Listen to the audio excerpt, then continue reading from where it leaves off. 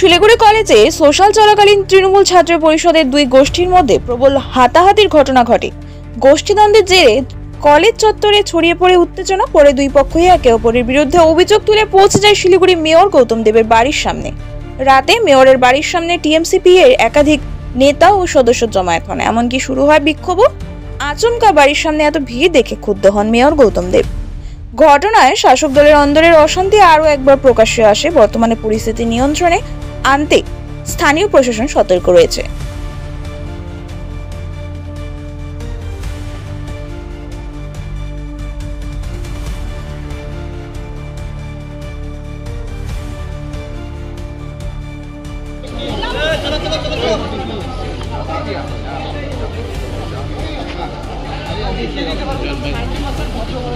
তামাশা করছো বাড়ির সামনে,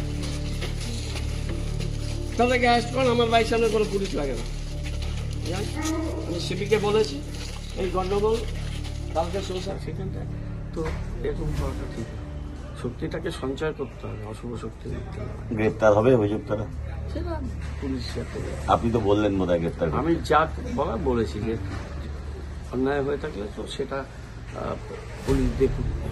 আর যারা করছে তারাও মোরালের ছাত্র বা ছাত্র রাজনীতির হয় পাস আউট বাই। আমি তো আর ওদেরকে বাইরে নেমে সবাইকে চিনি না, তা পুলিশ দেখবে। নতুন নতুন আপডেট পেতে সাবস্ক্রাইব করুন নিউজ আপ ডেইলি।